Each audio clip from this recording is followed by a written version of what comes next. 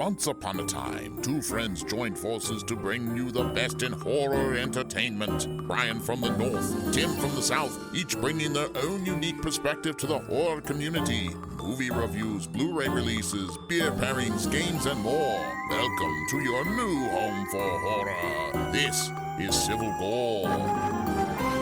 Hey there, everybody. Welcome to episode 155 of the Civil Gore podcast. I'm your host, Tim. And this is Brian. And this is the first start of the episode where I try and figure out if Tim is still a cannibal and if he can get past that to enjoy the Paranormal Activity series. Let's see.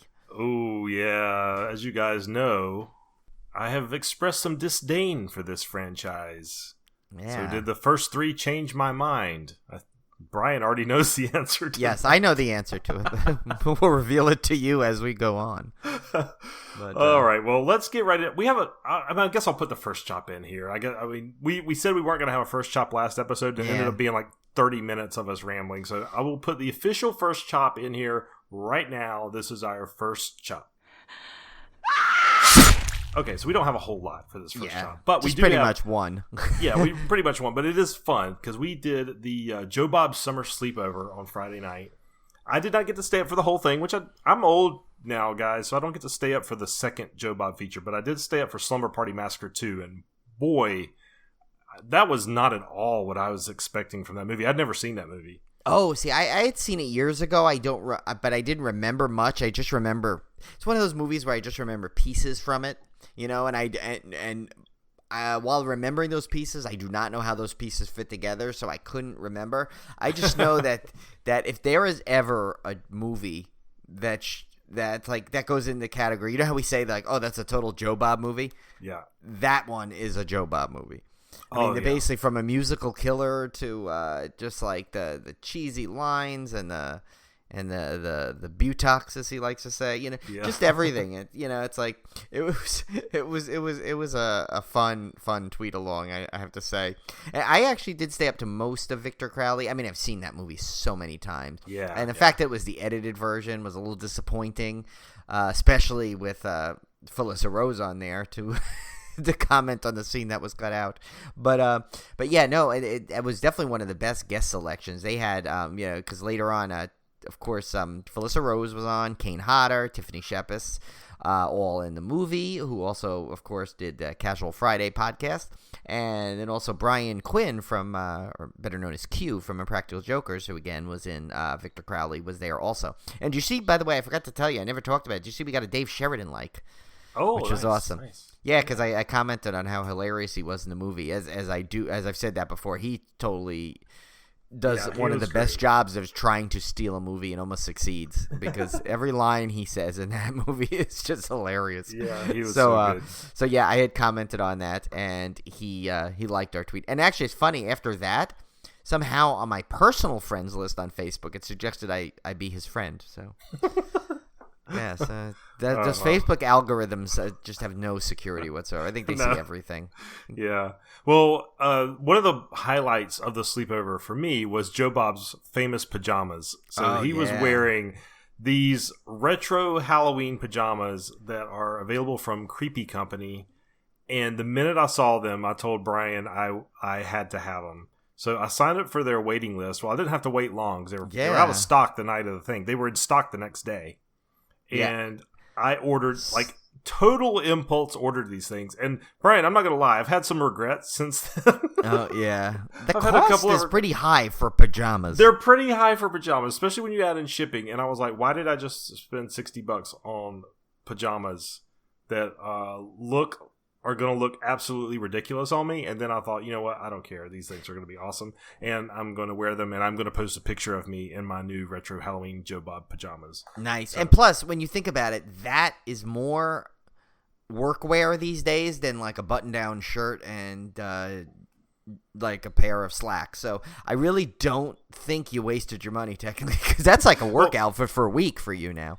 Well, I have a history of buying ridiculous pajama sets, unfortunately, to Olivia's chagrin. So it all started back in when I went up to Boone, North Carolina. This is years and years and years ago. And I just got it in my mind. I wanted some of those like red flannel I mean, or red, whatever they're made out of. Those red hillbilly pajamas with the flap in the back. Oh, yeah. And I was like, I've got to have some of these. Like, I really want some of these. And I found them in a store, and I bought a pair of my red hillbilly pajamas with the working flap. And with the butt flap, right? With the butt flap, yeah. And I used to wear them around the house, and Olivia would just like roll her eyes because I looked ridiculous. And they were too small for me, I found out after I got them home, so it made it even worse. Oh, my God. So that was my first experience. And then one year, several years ago, I bought, those adult onesies they have at Walmart? Yeah, I have a Star Wars pair that someone bought me. Yes, I've got the Abominable Snowman, and it says, I think it says "You ain't seen nothing yeti" or something like that. Oh my God! Okay, but that couldn't have been more of a better creation for you.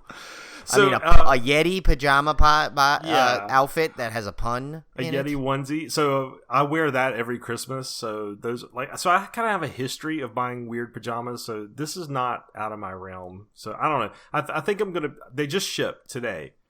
So and I ordered a size up. So I didn't want to get caught in the too small department, especially after the quarantine pounds have been packing. Yeah, and plus onesie pajamas are not, or just pajamas in general. If they don't fit, then it just makes you feel sadder when you don't change out of them. Yeah, those days where you just go from like the bed to the couch and you don't even feel like changing into sweats, and you just wear your pajamas around for a while. Then it's really sad if they don't fit, because then you just look like you've like completed failure level 7 of the day. Yeah, you always have to go a size up on the pajamas. So that's what I did, and I'm fairly confident they're going to be just fine. So I will post a picture of my grown self wearing my crazy little Halloween pajamas. Yes, I think you need to take a picture of you. Like, you need to really make it I think you should start a whole series on Instagram, with you in the pajamas doing various tasks. I don't know. You go with it. I think that's what we need. Remember when Ketrin had her beret Instagram? Where it was just the sudden beret Instagram page she had. I think you need almost like a spin-off, with just Tim in your pajamas doing things. I could make it a series. I could definitely do that. Now I don't have the bolo tie or the wolf slippers that Joe Bob did, but I'll pull it off somehow. Yet. I say yet because I think you will someday own those somehow. I don't know. Oh, yeah. Now, Joe Bob hated the pajamas. He said he did. He had 2 pairs. He switched later on, remember? Yeah, he switched. But I love them. I think they're great. So you guys will get to see those in maybe about a week. Yeah. They should be here. This will be all exciting. Right, so that's it for our first stop. Let's get right into the Paranormal Activity series. I'm going to try to be able to say paranormal this week. I know. I kind of messed it up. For some reason when I say... Well, I can usually say paranormal fine, but for some reason when I say Paranormal Activity, I have to really concentrate to say it paranormal. Yeah, I don't know what it is. I don't know what goes on. My mouth gets tired trying to say it. It's a lot of syllables for 2 words. That's what I think it is. So we'll try it. We'll try and get it correctly most of the time, and I'm sure it will be butchered by by the end of this the second week of this. I'm sure we'll be butchering it completely. But I'm not drinking beer tonight, so maybe my enunciation will be good. It might be, yes, and also I'm not. We're not eating a meal either, as Cody suspected suspicioly, because I don't know if Tim didn't notice it either, but I didn't notice it in the editing, but but I guess Cody did say that it's based off of what she listens to the podcast on at that particular time. But I was like, what did I do last week? And I'm like, oh my god, the lozenges, because my allergies have been really bad, and it's been and where I am now, it's really dry and dusty, and so. We record at night, so by an end of a day of working in this room and then coming back later at night when it's, the allergies always get worse, my throat is so dry, and no matter what I drink, so I would literally have a bag of Ludens next to me that I was popping in, and I guess I forget that the snowballs pick up everything. Not like, the other, it's amazing the difference with that Yeti mic versus this snowball. I mean, the snowball's a good mic to start off with a podcast. Don't get me wrong. We've had years of success with it where we didn't notice it until we upgraded. and then you notice. So I'm forgetting, and I'm like totally like crunching down on these things. So Cody goes, were you guys like eating dinner during that? But it was not. It was we haven't gone to the extremes of eating lettuce on air like Coaster Radio did. Oh my God, yeah, that was funny. Oh God, please don't give us a request of that either, because that's I don't know if that's our brand, but yeah.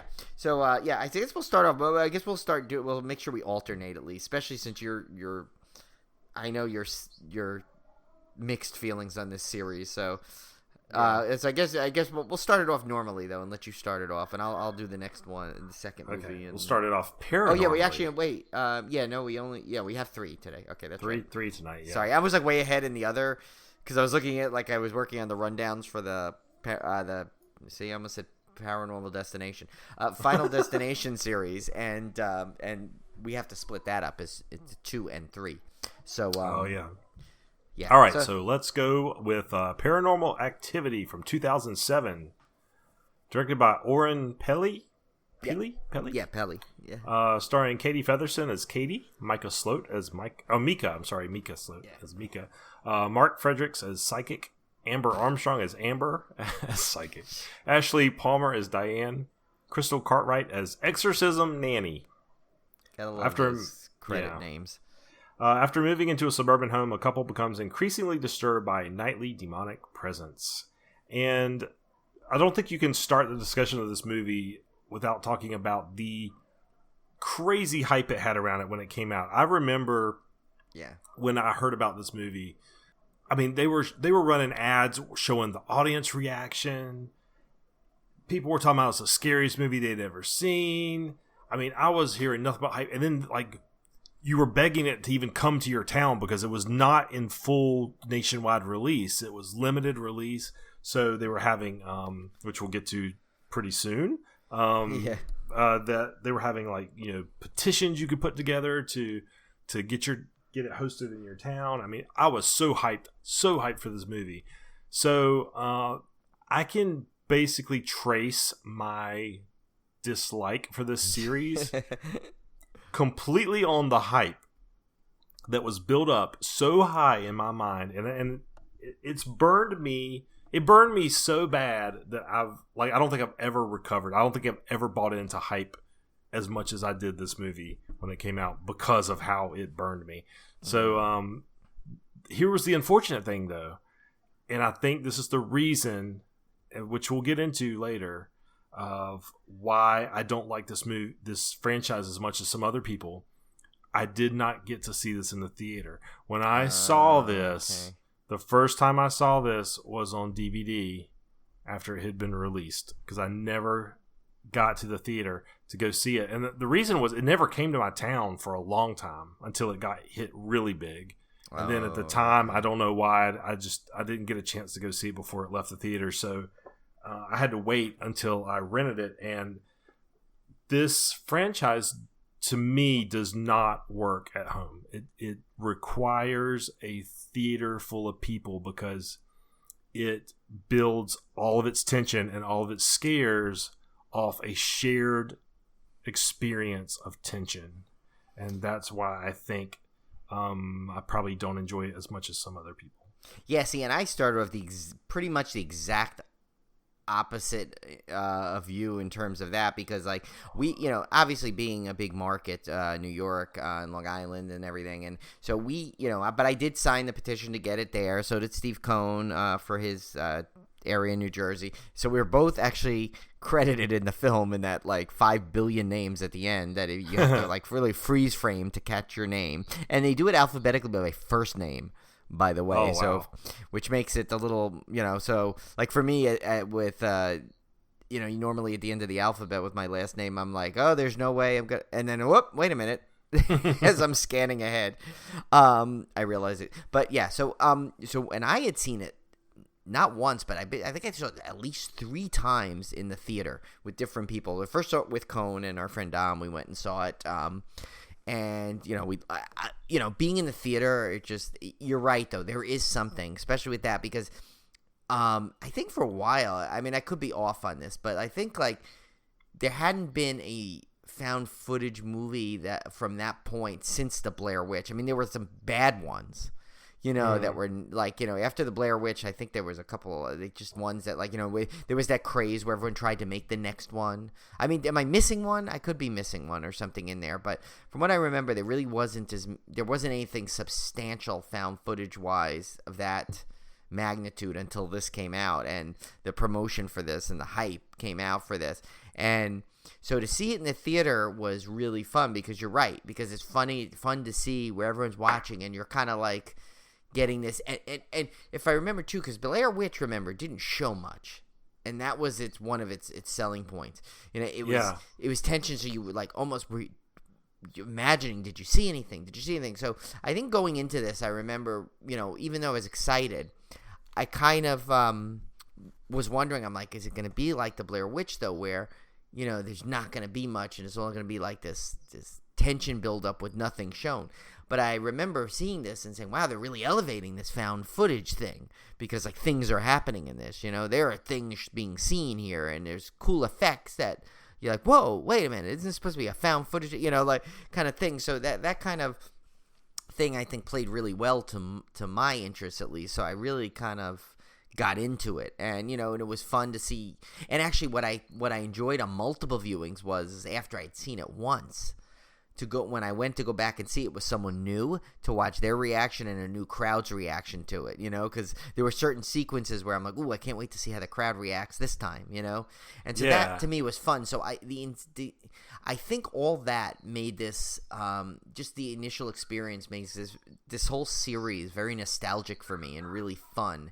And so I mean, I guess that that's why I kind of maybe was drawn to it and invested in it, whereas you kind of saw it like almost like the second round of it type of deal. So it was probably harder for you. Now it's funny, there's one thing, and as I was retelling you what I was just saying, I kind of always thought that, like, because I was rewatching it, I'm like, I remember the commercials always showing the last sequence at the end where he would go flying towards the camera.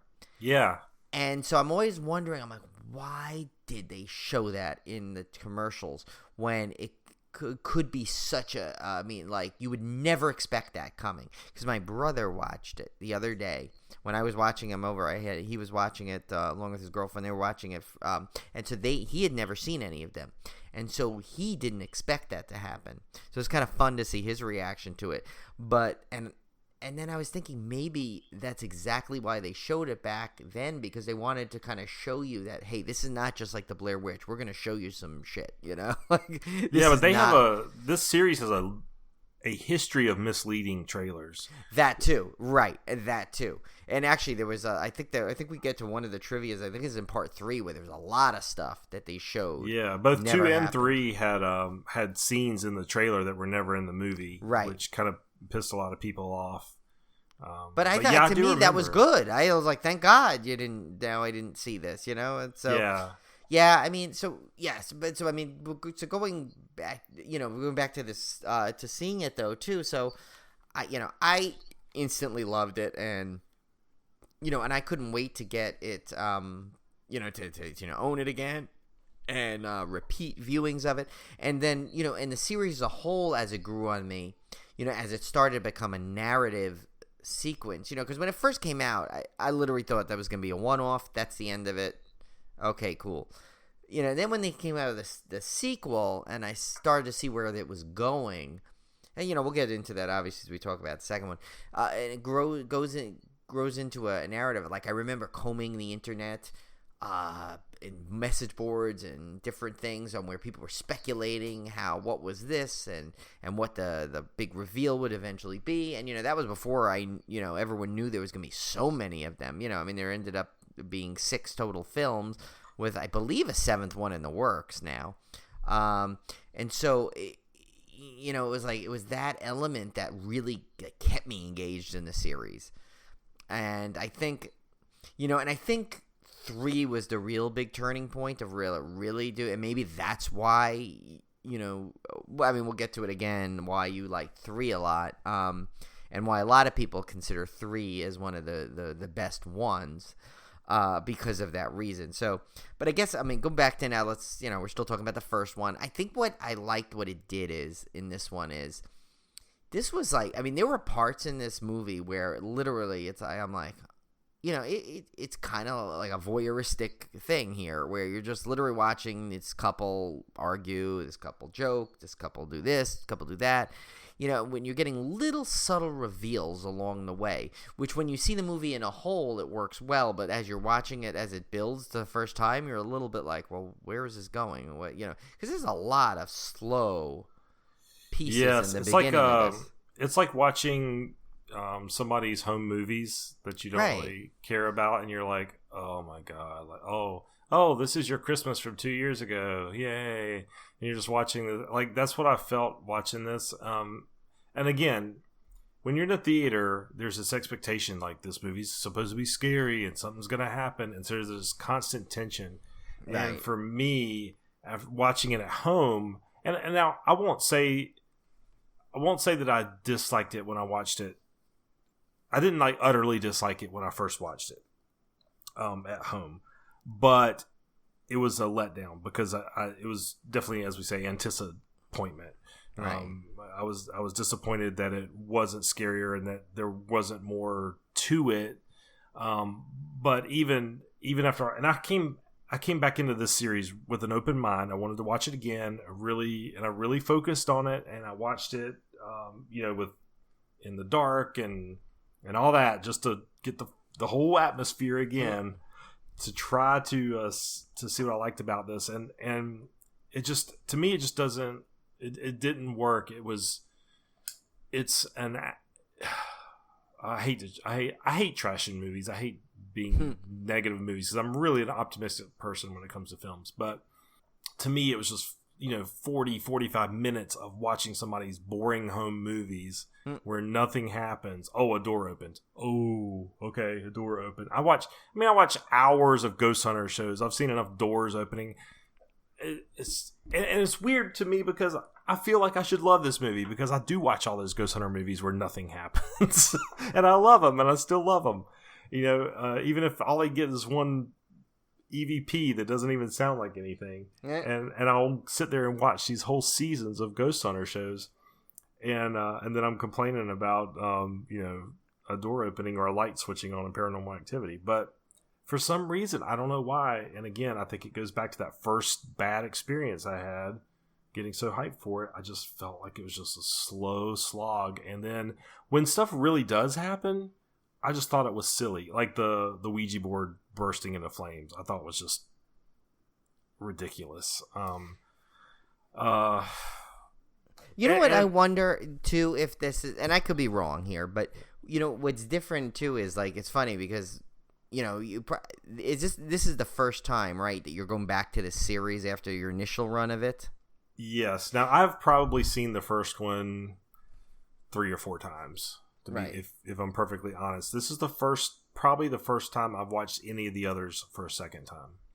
Right. But so I'm wondering if there'll maybe that, because obviously once, when this came out, like I was saying, it kind of like had a new age of these found footage movies. Then it seems like we had that second wave of Flooded, but they kept trying to up each other.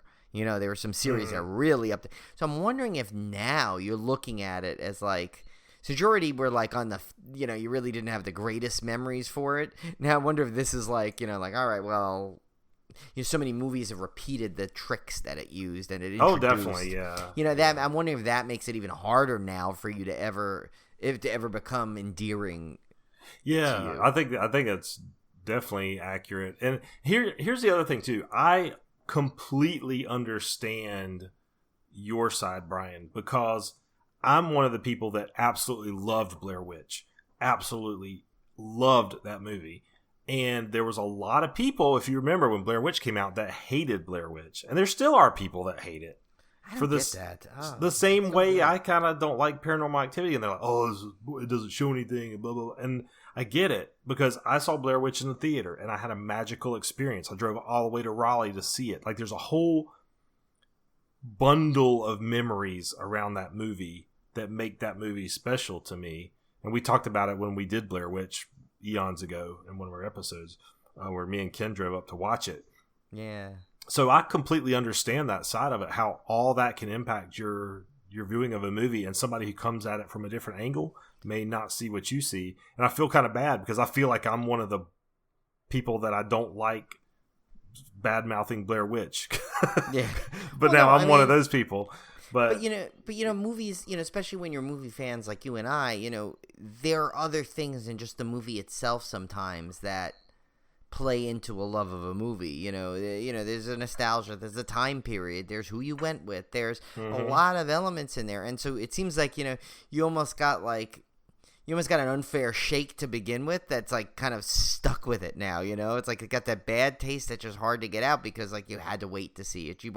It's like almost you were denied seeing it in the theater, Oh, yeah. You would have went in and saw it in the theater if it was in your area or was reachable. And I probably would have loved it. I do feel like I was cheated out of the proper experience for it. And there's been a handful, I can't think of any examples right off the top of my head, but there have been a handful of examples in film history where I've thought that I was cheated out of the proper experience to see that film. And this was definitely one of the biggest. I feel like one of my biggest regrets is that I did not see this in the theater because it really soured me on the whole franchise. Well, yeah, and like I see movies is funny, not like that this is the same type of movie, but like I remember when because the trailer was so good, and I'm glad that the trailer was so good and it got me to see it opening night, was when I saw The Sixth Sense opening night. Because when I left that movie, like a lot of people that saw it that weren't spoiled, your mind is blown, right? And so if you think about that, imagine like someone telling you going to see this, or imagine you going to see The Sixth Sense after somebody's, even if they said, "Oh, look for the twist ending." Yeah, I hate when critics do that. Yeah, I hate when they talk about the big twist ending, and then I'm spending the whole movie looking for the giant twist ending. Right, you're looking for clues. So, and Sixth Sense had from from the trailers, it made it look like it was a straightforward what it was for 99% of the movie until that last reveal, and so it's like when you think of that, it's like you're kind of like. So imagine like that. Like I can imagine that. I mean, not to that extent, but that's kind of what almost like this was like for you, maybe. Where it's like you didn't. It's like someone said, "Oh, it was so good, you had to see it in the theater." Oh, but I can't, so I'll watch it on. But you already got the bad taste there. Yeah, exactly. And for the record, Olivia figured out The Sixth Sense like 20 minutes in. She did not ruin it for me. God bless her. She did not ruin it. She didn't say a word. But when we left the theater, because I remember seeing that in the theater too, and I was like mind blown. I mean, I was like in shock, and I'm talking to Olivia as we're leaving the theater, and she goes, "Yeah, I kind of figured that out like 10 minutes in." And I'm like, "What? How did you?" I don't know anyone that figured that out. Wow, she figured it out. I'm telling you, she's like a genius at this stuff. It's uncanny. And when I ask her how she does it, she says, "I just think like a writer." Well, that makes sense then. Because I was like, well, okay. I mean, if that works for you, it obviously works because you figure stuff out all the time. Now, I'm not saying she's 100%. Like, sometimes she figures stuff out that even the writers didn't think about. And she'll go down some plot curve that never happens, and it actually plays out more simpler than what she had come up with. Yeah, well, and you see that we've never done that movie, and I'm kind of wondering if we do like. I think that would be an interesting. Remember how we were talking about how we want to have Julie and Olivia be on an episode? Maybe that's the one, because I know Julie had figured out a lot of that stuff too. So maybe that would be a great one to do to have them on. They could shame us for not figuring it out. Seriously, pointing out all the clues that we. Well, yeah, and two is like once I saw it, I went back. I think I saw it again right away. Within a week or so, because I wanted to see if I could pick up stuff after you start reading about clues, because I have to say most of the media was pretty good about not spoiling anything about that, even after I had seen it and I could have been reading stuff. It was hard for me to find people that would go into stuff right away. It took about at least what I found was about 2 weeks. I mean, granted that media wasn't what it was back then. It wasn't Twitter. There wasn't Instagram. There wasn't yeah, true. The ability to spoil something in 1 second flat. So, but yeah. So I remember then after once that did, they said, "Oh, look for these clues." And I started looking, and I said, I kind of thought back. I said, I did have a weird, uneasy. Something wasn't right there, but I didn't think anything of it. I thought that was just the film style. It's like because I looked at it what it was at the time. I wasn't looking for anything, and so I don't know. I know we kind of digressed off the and sidetracked, but it's kind of around the same vein about that. Yeah. But I mean, let's I should tell you some stuff I do like about this movie. Let's hear Tim's likes about it. I do love that the performances and stuff were great because, as we'll find out in the trivia, I'll go ahead and spoil one of the upcoming trivias, but the actors were not given scripts. They were just given guidelines on how to behave or what to discuss in their scenes. And that was true of the Blair Witch as well. And I thought it was great because it really felt authentic. Like you felt like they were a real couple. You felt like you were watching, like you said, voyeuristic. You're kind of watching a peek into their lives. I've seen a lot of found footage where I'm completely taken out of the movie because they feel like actors, or their dialogue sounds scripted, or their performances are wooden. I mean, I see that more often than not sometimes in these found footage movies. And I thought Paranormal Activity and even going into the sequels, even 2 and 3, I thought were really good at feeling authentic.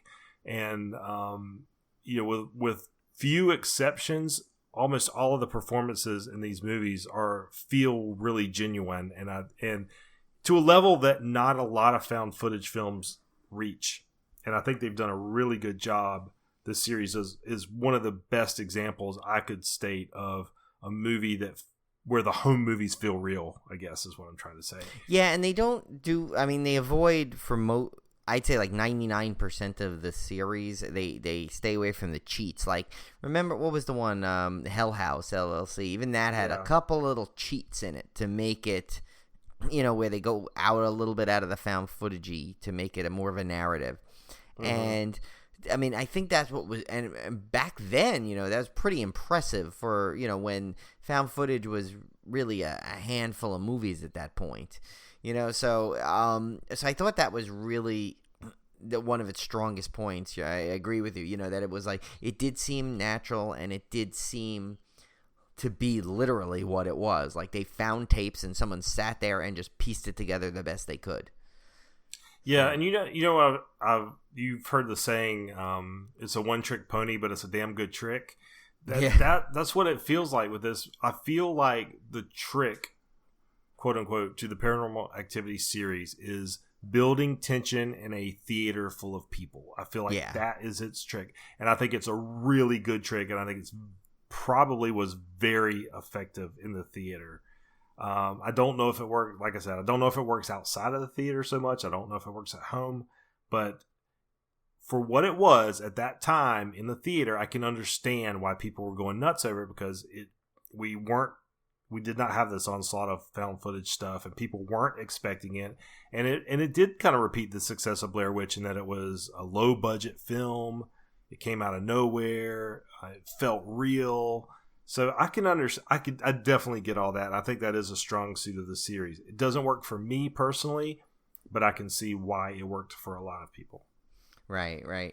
Yeah, and I mean, when I saw, like, when I did say it, like, I didn't expect, and this will lead into, well, actually, you know what? Let's go through some more of the trivia, I think, because before then we go on, because I was going to segue into the second one, but okay. So let's see some of the good points in that. So here's something interesting, because think about it. It's for like we just said, a really low budget, quickly made film that there was literally people were requesting to come to the theater near them. They actually had, think about it, the original ending was actually changed at the suggestion of one Steven Spielberg.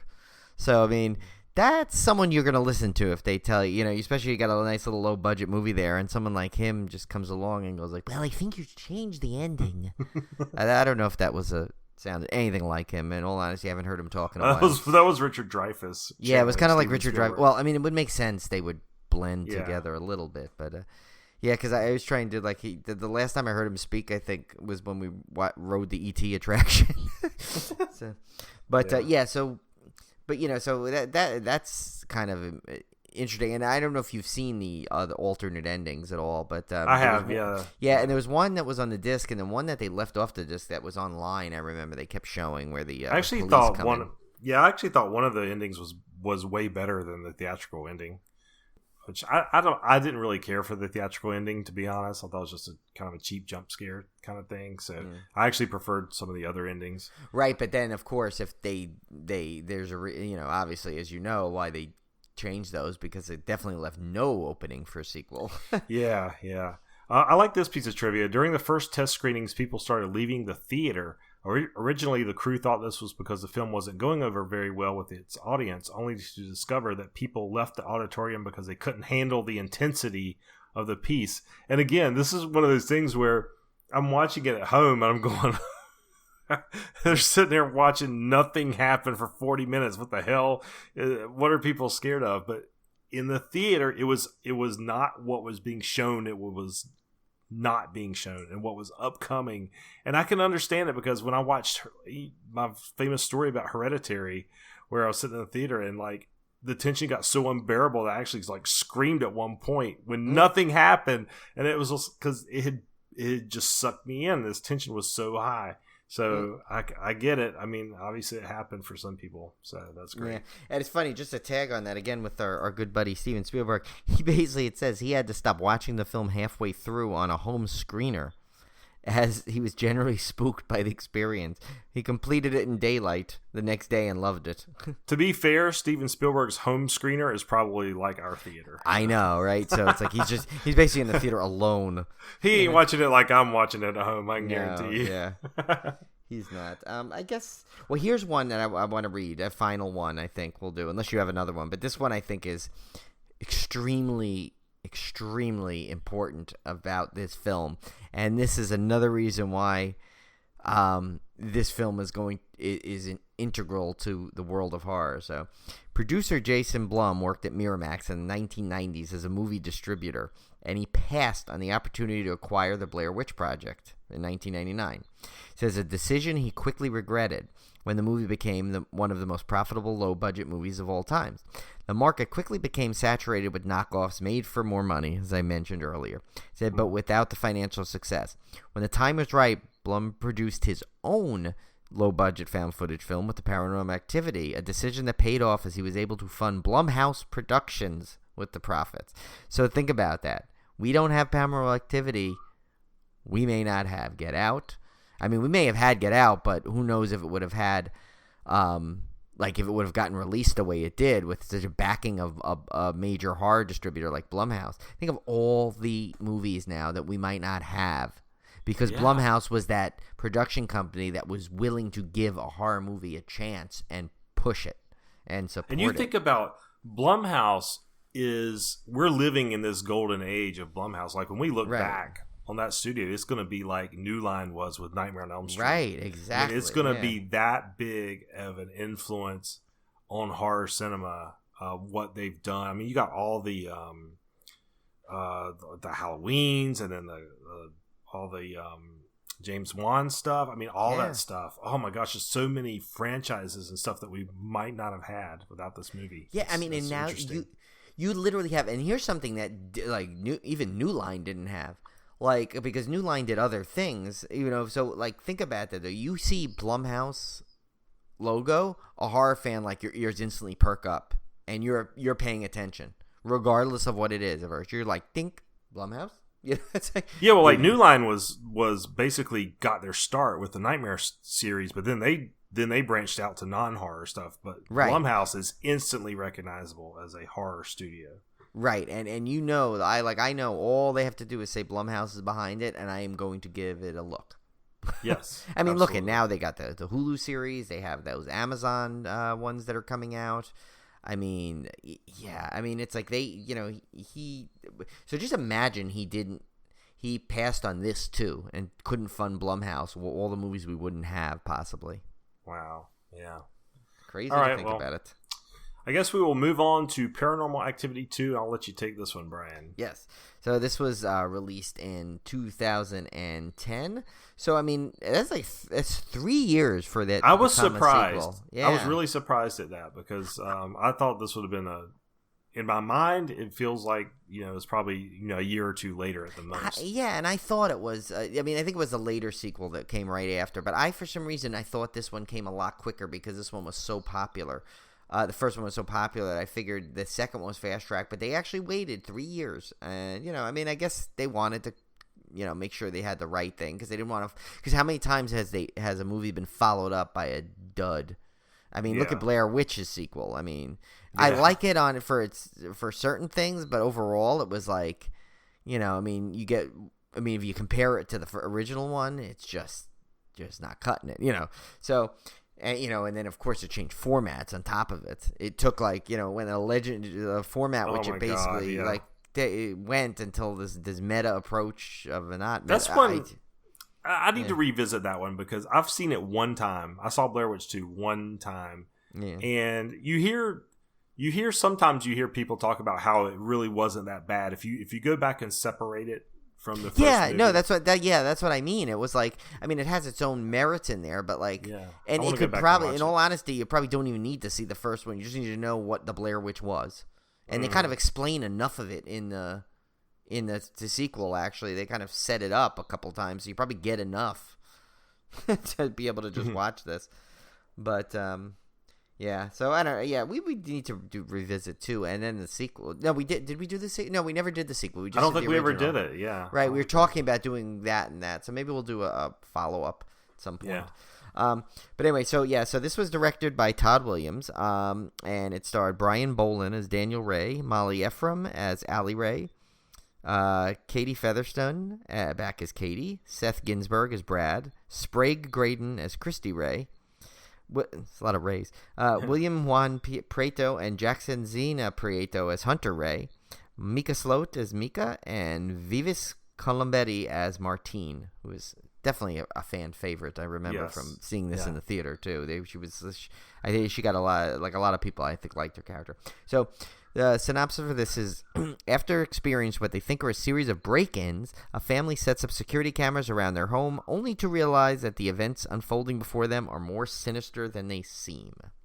So this one starts, as much as 3 really cranks up the narrative element, this one is the start of where you realize that the first movie is just not simple thing with a thrown away backstory that got mentioned, because this now is really showing that there's a much bigger world than just the first movie. It does it subtly. It does it almost like it starts before the first movie, then ends after it. It's really interesting the way they go through the time in this, and to do that in a found footage is kind of a tricky prospect, without a cheat. And they did I think that's one of its strengths. They managed to do it without a cheat. They kind of just threw in a couple little title cards explaining some things, which made it, a little easier. And I thought what I liked about this is how it had, you almost you saw little tidbits of how, certain scenes you kind of knew were going on in the first one, but didn't know, It's kind of interesting, and I guess now we know where the Ouija board came from in this one. Yeah. You find out where that came from, and it's interesting because it really is, and you'll see this as the whole series goes on, how many reveals that this movie actually had in the grander scope as you get on. And I thought what I liked about this one, was. Granted, sure, was it a fun way to get now, a home security system in there, so you get all these more cameras now, because a sequel, what is a sequel supposed to do? It's supposed to up more. It. Instead of one camera, now you got at least 6 different views. So that I think was important, and it also kind of gave you that broader scope of what's going on. Remember, in the first one is a much more isolated. You only saw what Mika basically wanted you to see, him holding the camera, going around, or him positioning on that spot. Now you can get different rooms in the house going on, so maybe you could call that a cheat, because obviously someone edited that together in the time frame they want. But then again, they kind of explain that. They basically say this is, it's kind of expected that this is the footage, and they kind of put it together in the best way they can to chronologically. There's a lot of cool there's definitely a lot more shown in this, I think. They've definitely upped at that level, too. So as far as sequels go, it's pretty textbook. Yeah, I actually enjoyed this one more than the first one because it was more interesting in terms of you had more characters to think about than just Mika and Katie. You had, like you said, there's more. They amped up the activity quite a bit, right. which was definitely more interesting and definitely more welcome. It's still fairly slow paced for a while. The first half of this movie still follows the same formula, being pretty slow paced. But once it gets going, it gets going pretty good. And it's the only movie I've ever seen that made pool cleaners scary. Yeah. So I like that part of it. So I actually enjoyed this one more probably than the first time I watched it. And I don't know if that was because I had just come off rewatching Paranormal Activity again, and again it had not changed my mind at all. I still thought it was a slog. But this one I had forgotten that it ramped things up as much as it did, which was kind of a welcome surprise to me. So I can't say I dislike Paranormal Activity 2. I thought it was much better than the first one. Now, when I say that, I don't mean in terms of the impact that the first one had and that kind of thing. I'm just talking about just from a pure entertainment perspective. It was just more entertaining to me. Right, yeah, and and this one is interesting because they actually, unlike the first one, which was kind of straightforward, this one actually had, I guess you could say, some plot points and some beats, where where they decide at the end that they need to do something. Where the father's what's his name, Daniel, decides that he's gonna basically, he knows there's this demon here, and he's literally decides he's going to make sure it gets transferred to his sister-in-law. Because and I'm like, wow, that's pretty, that's like, how do you live with that? I get, yes, you're trying to save your wife, and he's the daughter is basically saying, I know you can't do this, that's her sister, you can't do this, but and he says, well, this is your little brother here, this is my wife, this is kind of thing. So and under desperate situations, some people will do desperate things, and then they worry about dealing with the consequences later. I had totally forgotten about that plot point. I was really taken aback by that. I was like, what? Yeah, and if you think about it, then it basically, that's where it really links simultaneously to the first movie again. Now where you're like, okay, that's why all of a sudden this started, and it's like, so it's really, so it's like, it's funny, like, so in time frame wise, you literally only end up for a sequel, you literally end up mere minutes past the end of the first one. Yeah, which is pretty impressive on its own right, when you do a where it's not just like another view of what's going on, kind of a thing. So it's like there's a whole nother story being told here, because primarily the majority of this movie takes place prior to the first one. So it's almost more of it's a prequel and a sequel in one. It is true, yeah. I never thought about that. A lot of them kind of do that. It's funny. This is a series that kind of like doesn't follow traditional, scripts, kind of. No pun intended, because it really doesn't have script, but you know what I mean?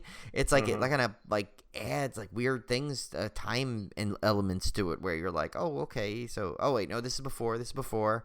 Okay, now we're after it, kind of a thing. And it's kind of interesting that they could accomplish that in a found footage movie, where it doesn't look just weird, Yeah. I don't know. This one wasn't terrible. I actually somewhat enjoyed this one. So I don't know. Maybe this one went a little ways in changing my mind, but I guess we will go through some of the trivia here and then get to 3, which is the one I'm really looking forward to talking about. So this one broke the record for the biggest midnight gross of an R-rated movie with $6.3 million and the biggest opening for a horror movie of all time, which is astounding, earning a total of $41,500,000 in its opening weekend. I don't know if that's still the record, though. I doubt it is. It's got to, at the time, right? It's got to, because I think Halloween beat that. Oh, yeah, definitely. Yeah, and I think Get Out beat it. So a lot of movies beat it. Yeah. And Us beat it, I know for sure. But, but at the time, but that's impressive for a sequel to a found footage movie that was, like, made on hardly, I'm sure, a scant budget. I mean, it probably had a way bigger budget than the first one. But they did not repeat the, like we just mentioned, the failure of Blair Witch 2. They stuck to the formula.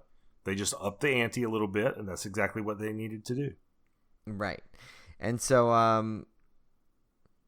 okay, actually, well, no, I kind of just actually explained that. So it says, but I'll just read it again to clarify. It says, so the events of Paranormal Activity 2 take place before the events of Paranormal Activity 2007, beginning 2 months before and following up with the events depicted in the original film, which technically makes it a prequel. Such is true with Paranormal Activity 3 in 2011, which is a prequel to both of them.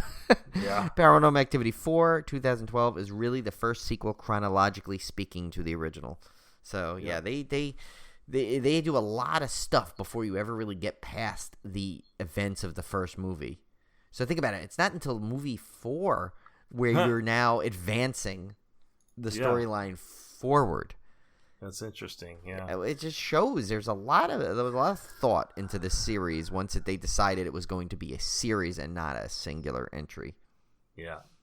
All right, so that brings us to Paranormal Activity 3 from 2011, directed by Henry Joost and Ariel Schulman, starring Lauren Bittner as Julie, Christopher Nicholas Smith as Dennis, Chloe Singari as Katie, Jessica Tyler Brown as Christy, Hallie Foote as Grandma Lois, Dustin Ingram as Randy Rosen, Johanna Brady as Lisa, Katie Featherston as adult Katie, Brian Boland as Daniel, and Sprague Graydon as adult Kirsty.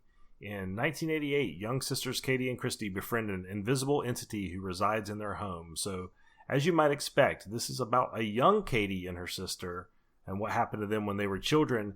And this one was particularly interesting in that there weren't the kind of cameras you had in the first two films back in 1988. So they had to come up with a way that they're filming all this stuff back in the 80s. Now, I will say the film cheats a little bit, and understandably, it doesn't look like it was shot in the 80s, like, at all. No. And I think they made that decision because I feel like that would have been probably grating to sit there and watch an hour and a half of 80s movie filters placed over the top of a film. Yeah. And there's actually, it's funny you said cheat. This was one of the ones where I remember, and I said when they do it 99% without cheating. There was another cheat where the way this movie opens, where they have more footage from basically that should have been in the second one, where they find the tapes and then they kind of cut to the Paranormal Activity 3. So almost like it's like their found footage way of doing like a replay of what you need to know from to lead you where you are. And I thought that was, while it was interesting, it was the one point in 3 that I thought was, I don't think it was necessary, but I guess they had to explain why you're watching these tapes somehow. But I'm thinking maybe they should have had they're big on putting little title cards and describing time periods. Like, why couldn't they say, in addition to we found these tapes? And that's true. I guess they just felt like, all these movies seem to, like, even 4, which I just started watching, goes back to the same, with Katie Holden Hunter again. It goes back to the same if you will. They all kind of do that. But and I guess it's they still do it in a way where it almost like it's like a slight cheat, but it's not a true full cheat like we've seen some movies do, where like they literally just break out and it's now a narrative portion of it or something. But or it's just like literally they have these weird found footage scenes that really are so staged looking that it's like, okay, really, But yeah, this one I think does a great job. And what's good about this one I think is like what I loved. One of my favorite spots in this thing is like you said, how they had to kind of get creative, because back then nobody had like really like all these cameras in their house, and the fact that they had to do this. And I think one of the best elements that they added to this series was when he rigged up that extra camera that could pan on the top of the fan. Yeah, that was a great trick. Because that added a whole new way to kind of startle you. And, because they could pan away and then something would appear and then they pan back and it's gone. And, I will admit, the babysitter jumping in front of the camera got me. Oh, yeah, I figured it would. That was there's not many jump scares and that kind of cheap jump scares in this series. Yeah, that was that probably was one of the few ones, but it was very effective, Yeah, and this one I liked because number one, it has creepy girls in it. They're not creepy; they're not supposed to be creepy, but just the fact that you have these young girls in there make it creepy. Because I have a daughter, and they are creepy because they're little and they're quiet and they sneak up behind you unexpectedly. So I like that aspect of it. And I remember really being fascinated by the trailers for this one, because this was one where they really cheated with the trailers and put in a lot of footage that was not in the final film. But I remember really enjoying the trailers for this one because it looked pretty scary. And from all the entries that I've watched so far, this one definitely is the scariest. It has the more explicit stuff happen, I guess. That's truly frightening. And I think, going back to the little girls, I think the threat of a child being threatened by something supernatural kind of makes it more intense to me. Because it's not just, you're not just dealing with these random adults or these annoying teenagers or that are bad people or anything. These are innocent kids that shouldn't be going through this stuff. So it raises the stakes in a way that it might not have otherwise. So I really like that. Right. And this one was what an interesting job is it took it out. Two things. It added characters not part of the family that really started to get affected by this demon entity. So it's like you had the friend that was his coworker or whatever. You had the babysitter. It's now other people that are getting freaked out with what's going on. It's pretty much, other than technically Martine with the and then a quick second with the guy the ghost hunter guy or whatever in the first one. There was like little tidbits of other people that weren't part of the family, so to speak, suffering from this one. So it adds that. And the second thing it did is it added a second location in the same movie when they eventually move over to the grandmother's house. And I thought it was like the way that they moved that plot point along to get them there, I thought was really, really cool, because, with the little girl talking, it was Christy at the point, was talking, and it's interesting to show how, because remember in the first one, Katie was discussing how, she remembered, or is it the second one where she remembers dealing with all the trauma of what happened, and Christy kind of didn't remember a lot of it because she was a little younger. And, you kind of see as they go back, you see where Katie started to really, where that makes sense, because Katie started to really get a lot of bad stuff happen to her towards the end of this movie, and then obviously what happens. There's a couple of things though that they do, and we'll get to this, I guess. It's part of a trivia, but it kind of makes sense in the discussion too. There is a weird thing in this. So basically, obviously there's spoiler heavy in these Slaycations because most of these are all older movies. But so if you didn't see this yet, I apologize, but this is going to be a bit of a spoiler. So when Julie, the mother in this, is killed, but she's referenced in the first movie. So at that point in this series, when they say that, it's kind of a continuity error if you think about it, because he makes a joke when he says, "Don't bring anything negative in the house," and so Mika says, "Well, you better not have your mom come over anymore." So there's a joke in there. Now, you can just write it off as a folksy joke, but at the same time, you're diehard into the series and you're watching at 3 at this point, and you hear that, you're like, wait a minute.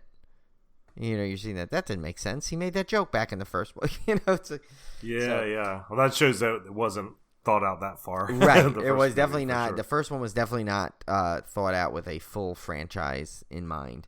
But yeah, no, I think there was a lot of good, unique. Like it's amazing that even with the third one of these, that you could come up with more unique scares and unique things. And this one definitely, like I said, this one is really where they start to up the narrative of the entire franchise big time. Now you're seeing, wait a minute, there's a whole story now in here. And this is really where I started getting involved into those message boards I was telling you about. Because after you see this ending, you're like, wait, what? Yeah, it so is kind of a crazy ending for. Yeah, and that is still out of the sequences in the entire series. For some reason, this is the one that like freaked me out the most when I saw it. Was that when you first see the old women? Yeah, when they open the door, creepy. because I did not expect. I expected possibly either like just a quick something, or the grandmother, or maybe the girls again, because they played that joke earlier on. Where is the girl, or is going to be the wife? Just some kind of either like fake out or just a weird imagery of the wife. But like I did not expect all those like women to come out, and then still just kept coming towards the camera. And remember, he's holding the camera towards you, so as an audience member, you're seeing this come at you. So it's like, whoa, it's kind of, and it's blurry and creepy. There was a lot of good scenes, I thought, to build tension in this one, like the Bloody Mary game, which always was a scary legend, and then the whole thing about the spirit maybe residing in that little closet space, like, because that's always creepy, those little doors. I knew someone with a closet like that. That thing those are not fun. Anna's room in our house currently has 2 of them. Oh my God, Tim, you can't go in there. She won't sleep in there. She will not sleep in that room because of those 2 doors. One of them leads to the attic and one leads to the HVAC. And she loves horror. Yeah, no, she will not sleep in that room. She sleeps in Joshua's room with him. Yeah, so fortunately, our new house won't have that, so she won't have to worry about it. But yeah, those are always creepy. The fact that the demon, you hear that a lot in paranormal ghost shows and stuff. All the demons hiding in the attic and ghosts hiding in the attic and stuff. It's really creepy. Right. That one, and then obviously probably the most famous scene in this movie where the sheet behind the babysitter trick, where it looks like a ghost, or so it looks like one of the kids is standing behind her in a sheet, and then it just like collapses and there's nobody under it, which is really effective and really creepy. So this one had a lot, really up the stakes in terms of actual scare type stuff that was actually pretty scary. Especially in building tension and stuff than the first 2. I really like that part of it. Yeah, and when you said about the ghost thing too, is like I forget. Like I always seem to forget that. I remember the main one where it's behind the babysitter, but I forgot in the first opening of that sequence when they must pan by like 5 or 6 times. In the first scene, you can see the sheet by the door sitting there in the background, and it's very subtle.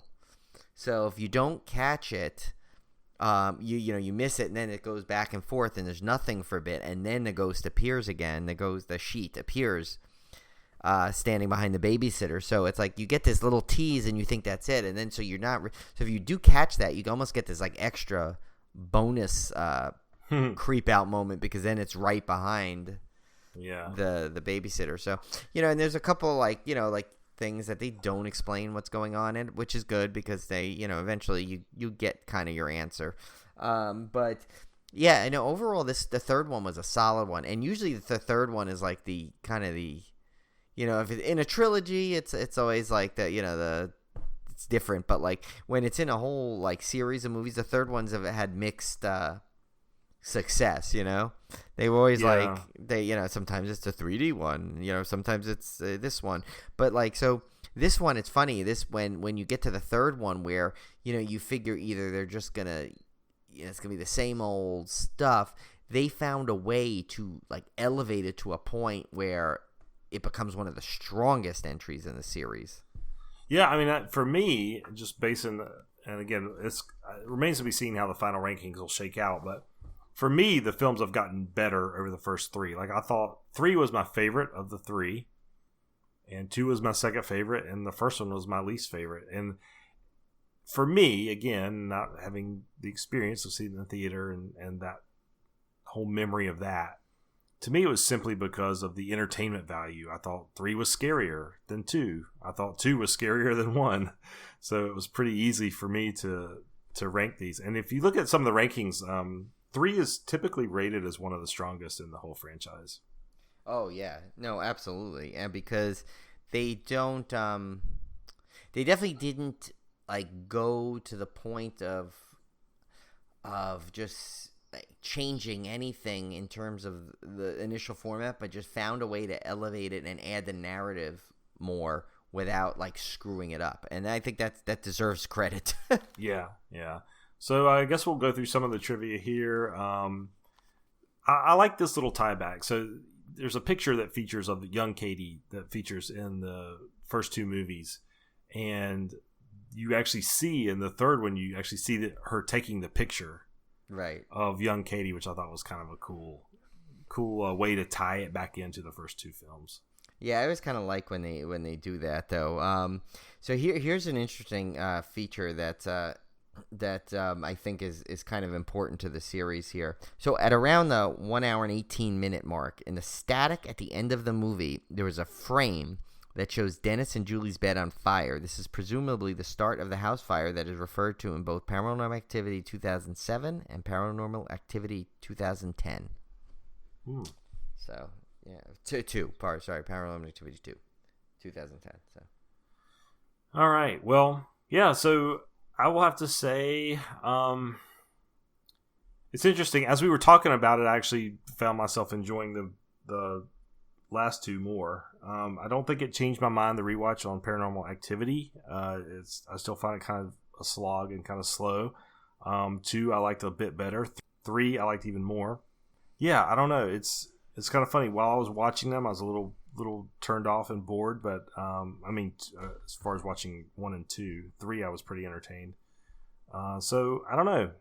Maybe talking about it has changed my mind towards the better a little bit.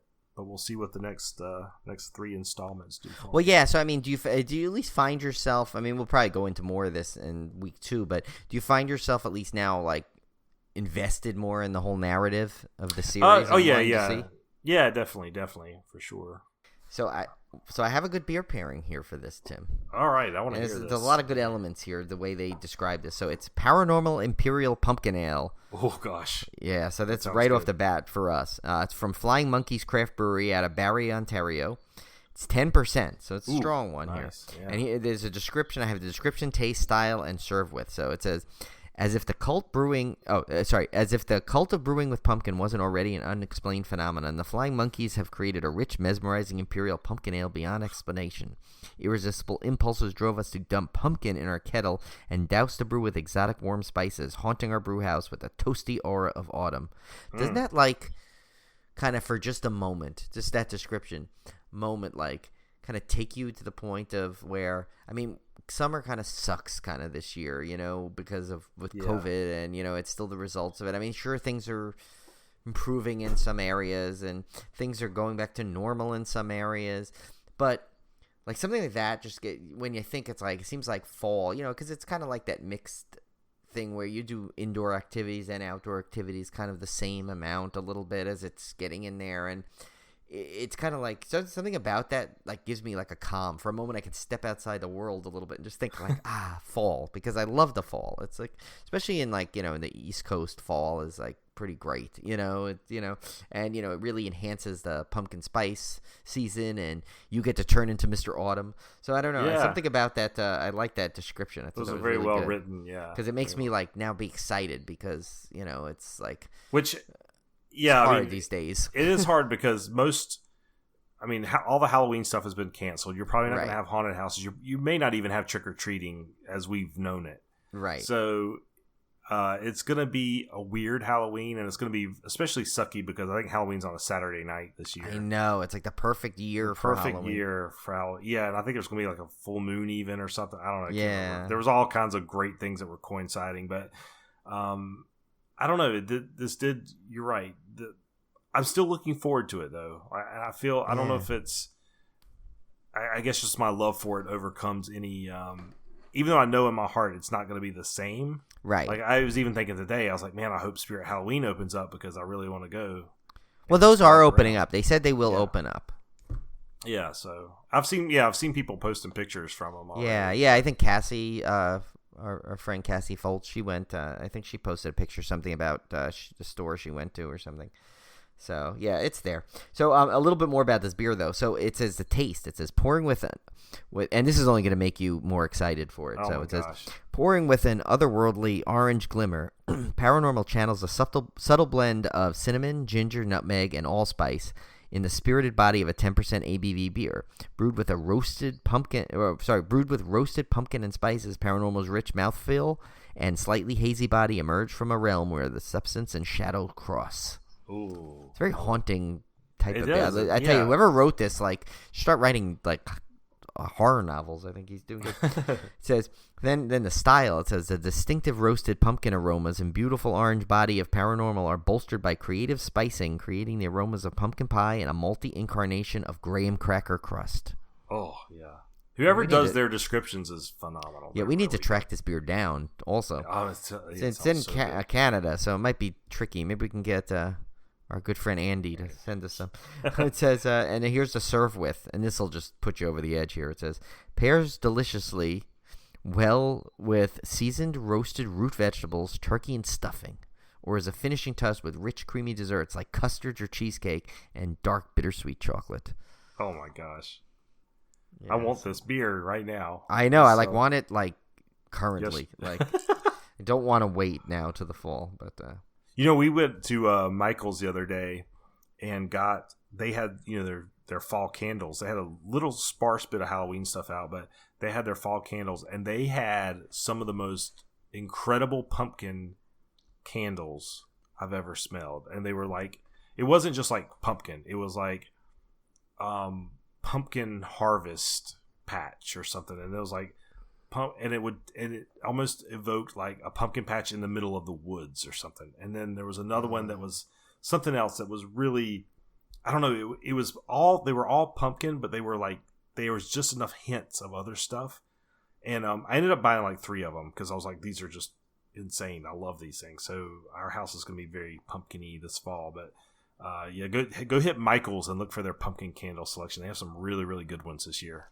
Yeah, I may do that because I want to Julie always likes to light candles, and with fall being, just not going to be the same with everything going on. You have to I guess you have to get it where you can and kind of make it as fall-y as possible. And there'll still be obviously some stuff like our horror challenge will be there. Everyone will be able to watch a ton of horror movies. Like I plan basically if October is what I think it's going to be, if Halloween is just not going to be what it is. We have some plans in the works. We're toying with trying to work on some stuff, but other than that, we'll just I could see myself just literally like making that weekend just eating pumpkin spice everything and just sitting in front watching like 24 hours a day horror movies kind of stuff. But we'll see. Yeah. Maybe we can think of some other fun activities. Yeah. So all right, we got a good fan topic food here. This is a tricky one. This one was submitted by our good friend David McHugh, and when I saw this question, I was like, "Oh, this is easy." And then I sat there and thought about it, and I was like, "Oh my god!" I started looking back at movies, and I was like, "I don't know if I'm going to be able to answer this one." So the question is, what's a single entry horror film that you think could be a franchise? And when I started looking, I was like, well, everything that's franchisable has already been made into a franchise. Right. It's already had a sequel. And I was getting really hard pressed to come up with an answer to this, but I came up with 2 answers, Brian. And I picked 2 because one of them I feel may end up turning into a franchise anyway. So I kind of was like, I better pick another one just in case. So, but all right, let's I'll hear let what you go first. Okay, I was gonna send you first because I have some thoughts, but I want to see what you said too. See if we're on the same page. Okay, so my first one, this one's kind of again, like I said, this one to me feels like it's probably might be a franchise, or at least we'll get a sequel. And it's also so similar to other movies that do have sequels that I felt like it wasn't really a good answer. But I'm going to say it anyway, and that is Haunt. Oh, yeah. And Haunt is a film that Brian and I really didn't like as much as we probably should have, and didn't like as much as a lot of other people did. But it definitely opens itself up to sequel opportunities and franchise opportunities, just like Houses at October built and some other kind of similar type Halloween Haunt type movies. So I'm going with Haunt as my first answer, but it's not my final answer. So what about you, Brian? What did you come up with? So I kind of have two myself here. I'll give you my first basic one. And see, here's the thing with like you said, your point, like a lot of them, and this is what I was thinking too when I was looking at this. I'm like, yeah, you know what? A lot of the ones that could be franchisable have been franchised already. So it's like, you're right. So I'm like, well, this is hard to pick. And then again, I'm also under the impression that some movies, like, as much as I love, and as much as I want to see more of, I don't know what a sequel would be like and how it would go. So I don't know if that could be a franchise. But, and then again, it's funny. With the first one I'm going to say, it kind of almost contradicts what I said about the Blair Witch, because I think it would have to be a little bit, you'd have to break the format slightly. Or not even slightly, maybe just flat out. And this one just popped into me because I love it so much, and I see there's actually a debate online about it and went 50-50, and that's Host.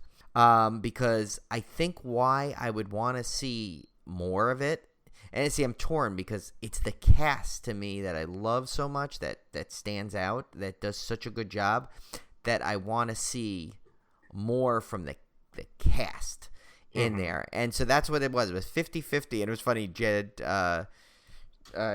was tweeting about that, and he goes, why can't we have both? And I'm like, yeah, both is good. That's right. Let's do more with that cast, but also more with the world of Host.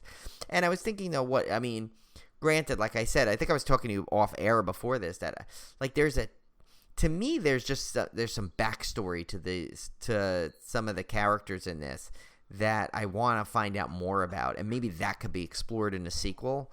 So whether it be a true franchise or just at least another sequel, and and when I think franchise too, I know David's question, he probably meant like legit, like part 1, part 2, part 3, part 4. Right. But could a franchise necessarily be the same group doing other movies together? Could that be, and it's still like horror movies? Like, what if I know the cast of Host, all the same cast did another movie already, another short that's being, I think it's in post-production now. So would that count as a franchise if that everyone is back and they do it? It's like, I know he probably didn't mean that, but then again, it's like that whole point of these fan topic food things are for kind of these discussions, and like to think about things. And so, yeah, so that'll be my first one, but I do have another one that's like more of a legit, straightforward answer that I'll give you. All right, so here's my legit answer, and I'm going back a few years. And I'm going with Lights Out. Oh, yeah, that's a good one. That one was surprising that it did not get a sequel and did not get franchise, because you've got a really creepy premise. You got a really creepy monster or demon or whatever you want to call that thing. And it just seemed like it was ripe for the same kind of franchisability as The Conjuring or Insidious. It kind of has that same vibe to it. So I'm going with Lights Out as the standalone entry. I think would have made a pretty good franchise. Oh, I like that. So mine may be a bit of a controversial one, just because the movie was so good and probably doesn't need a franchise. But no, Brian, Planes, Trains, and Automobiles does not need. Yeah, no, this one I'll explain why. I picked it. So and why it might be considered controversial. So my one, which I'd love to see more of, because I love the world that was created in it, is Us. Because I thought about that one. Because really obviously what happens in that movie is going on in other places. So I mean, would it be kind of watered down if they keep doing it about the fact, because I don't think you can make I think a true sequel wouldn't work. One of those ones where they do it where it's like another story in that same world might work. Now, another thing too is like, would now the reveal, because obviously Us had the surprise twist at the end.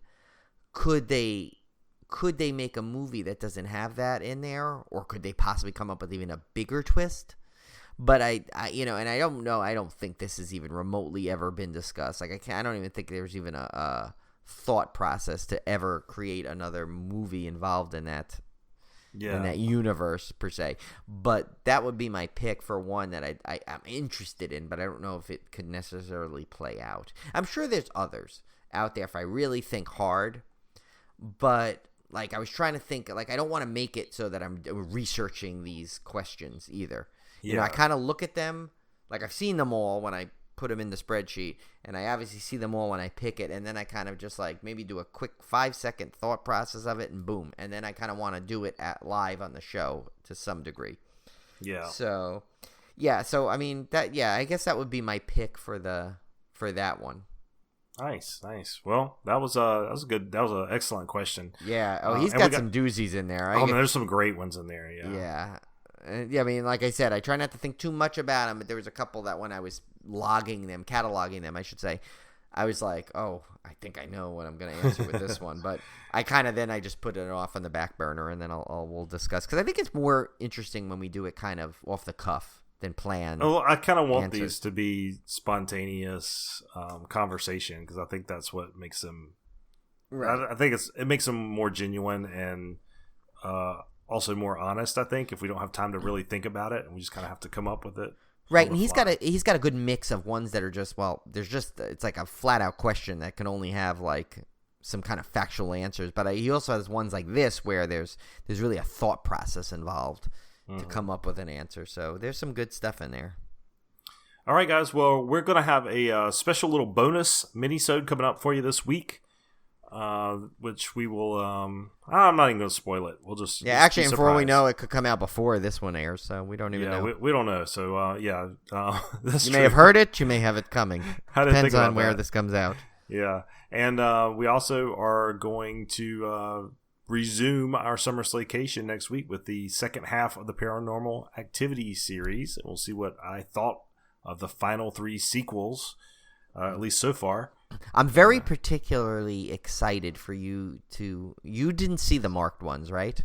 I was looking at the description today, and I can't remember if I saw it or not. There's a chance I did see it. Oh, there was a chance. I know I saw 4. I know I saw 4 for sure. Right. But when I looked at the marked ones, I literally could not. Like, part of me feels like I've seen it, and part of me feels like I haven't. Okay. I honestly don't know.